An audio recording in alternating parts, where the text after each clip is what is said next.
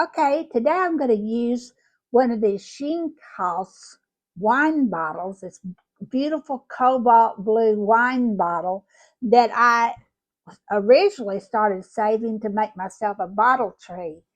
Felder Rushing wrote this book about bottle trees. It's a Southern tradition. You'll see it. Well, if I can find one that has, there's one that has these blue bottles right there. See the blue bottles? But in bottle trees you can use any color bottle. I just happen to like the cobalt blue. So this book, I'll actually post a link in, that tells you exactly which wine bottle this is. But I love I love cobalt blue just about anything. But I'm going to show you how I'm going to make a decoration. I started. It's almost Memorial Day, and I thought, my gosh, this we could do other things and make bottle trees out of out of this out of these gorgeous bottles. We could make red, white, and blue things for all of our patriotic holidays. And so that's what I'm going to do right now. I'm going to make a little skirt to wear. I call these bottle to bouquet.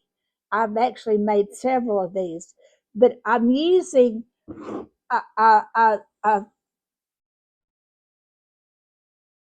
a trim that I got at Hobby Lobby.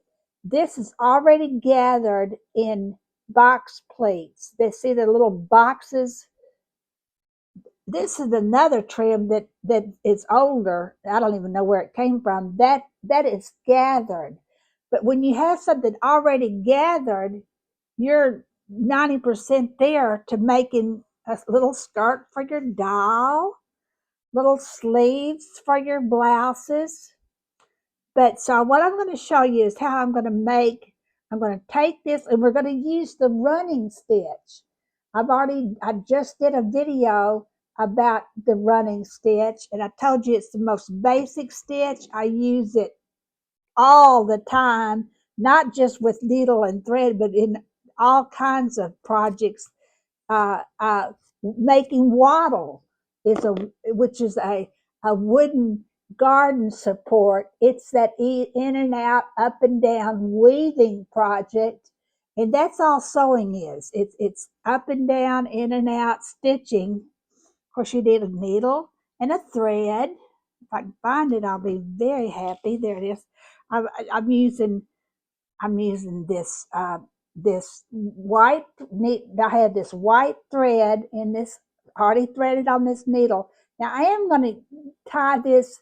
I'm going to tie both ends together in a knot just to make my life a little easier.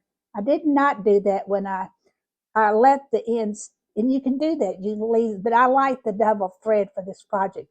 I'm going to wrap the string around my finger 3 times. I'm going to tuck the tail in there, hold the tail with my thumb and my finger, pull this tight until I have a knot. Voila! And if you didn't pull it all the way through, okay. So what I'm going to do, I'm going to cut. I'm going to decide what length I need of this trim to make a nice little skirt.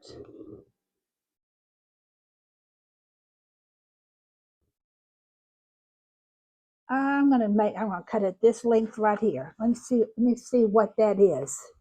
That is I'm going to call it 6.5. I think 6.5 is more than adequate. You want enough to wrap around. I mean, you can do this around I don't know, all kinds of things. You could wrap it around your coffee can if you wanted to. Well, they don't even make coffee cans anymore. But well, maybe they do. I don't know. I haven't seen one.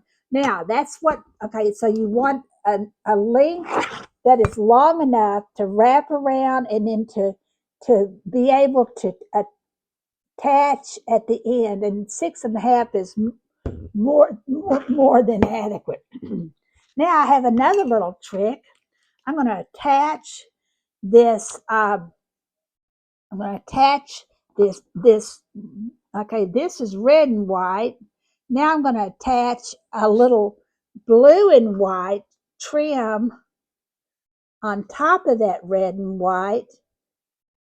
See the blue and white trim? And I'm going to sell these little pre-made packages. You can contact me if you want me to send you one. It shouldn't be any amount of the amount of shipping should be negligible. So first what I got to do is I hold it tight. I go across there and I pin it periodically, making sure that there's an old saying, how do you eat an elephant? One bite at a time. The same thing's true about sewing. You one project at a time. Start out simple, get easier.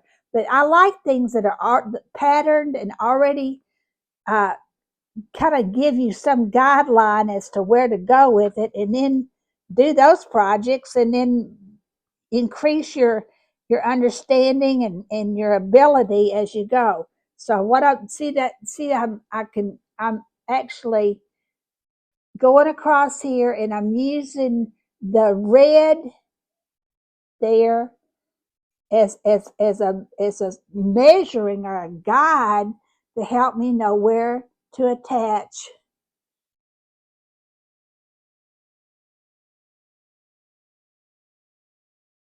the trim.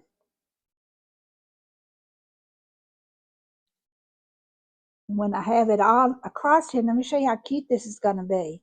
We're also going to sew a button.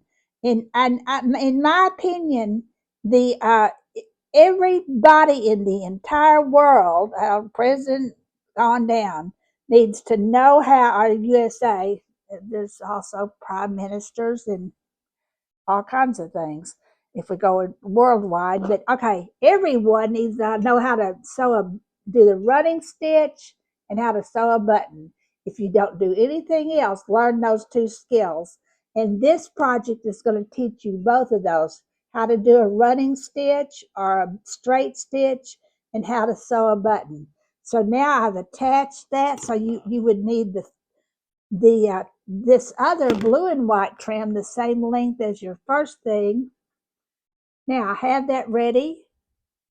I have my needle threaded, if I can, oh, there it is, and knotted. Okay, now I'm going to remember how when we make a straight stitch or a running stitch, we work from the bottom. Now, what I also said is I like pattern things or things that are already marked, because what I'm going to do is, this is a tiny stitch. Well, no, I tell you what, I'm going to go from here to there, and that's going to tell me what length. There's already kind of a mark there, so I'm going to go in. Be sure you pull your thread and tight each time, and also that you don't let the thing.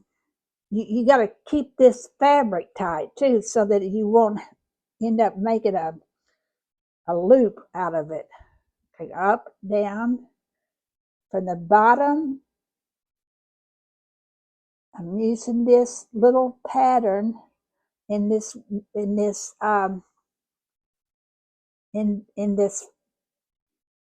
trim to help me know how long and where my stitches would be. It's almost like the little other thing. It's already marked. It has see there. So what I'm going to do is I'm going to go up, down, up, down. Now I'm not going to keep this video running while I go through the rest of it. It won't take but a second, but I'll be back and show you how to finish this off.